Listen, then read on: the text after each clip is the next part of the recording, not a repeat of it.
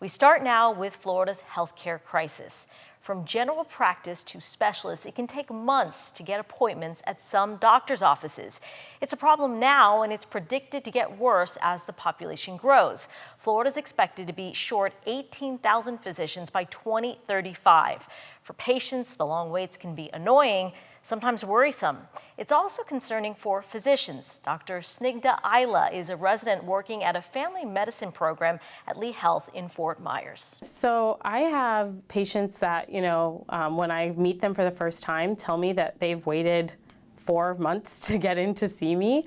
We have a pretty quick turnaround time. And I know some of the other, family medicine doctors in this area have even longer wait times, like 6 months. And that's, with the very quick, I see patients almost every 20 minutes. So, it's crazy to think that there's that big of a wait time. And so a lot of times we see them in the ER because they don't have the ability to kind of establish with the doctor here, and they're running out of their blood pressure medications or they're running out of insulin. And so you've got, this kind of care gap right there that we're trying to address as soon as we can. This year, Florida lawmakers passed a $700 million plan they hope will help with this shortage. Outgoing Florida Senate President Kathleen Passidomo of Naples spearheaded that legislation. Recently, she spoke to me here in our In Focus studio. Here's some of that interview. Thank you so much, Senator, for joining us, and welcome. Thank you for having me. So let's start here. How serious do you believe the shortage of physicians is in our state, and why should all of us care about it? Well, first of all, it's not just a shortage of physicians, it's a shortage of healthcare personnel across the spectrum. And it is becoming a crisis, partly because we have so many people moving to Florida and they just don't bring their healthcare workers with them. So as our population grows, we have to grow our healthcare workforce. We're really serious about it, and the Live Healthy bill that we passed this last session has dozens of different common sense solutions to growing our healthcare workforce. So there are several causes for this shortage, so let's talk about that. How do we fix this problem?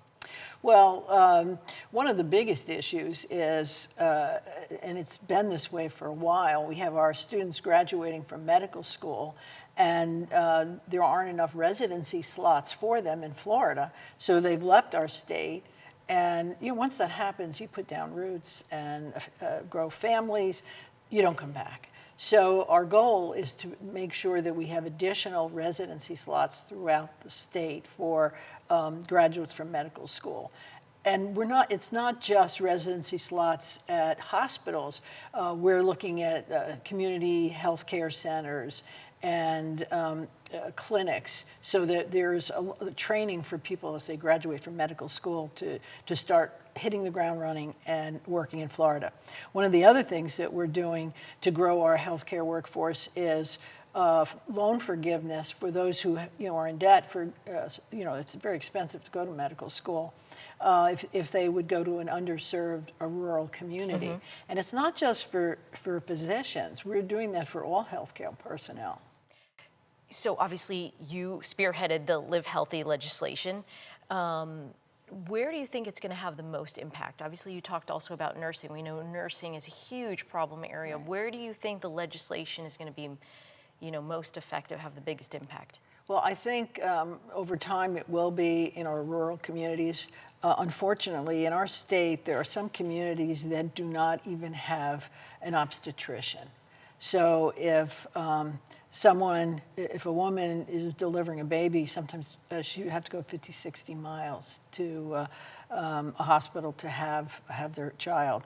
That doesn't make sense. So we're expanding labor and delivery options throughout the state, so that the rural communities are going to need the help the most. I know you've been a firm believer in expanding access and making sure that folks can get to the doctor, obviously through this legislation, but a lot of folks question, why has Florida said no to Medicaid expansion? We're just one of, I think, about 10 states who said no to billions of dollars, federal dollars, to this Medicaid expansion, which would provide more people access?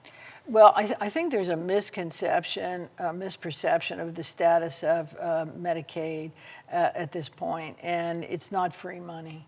But the overarching discussion for me is, we decided that we were not going to expand Medicaid.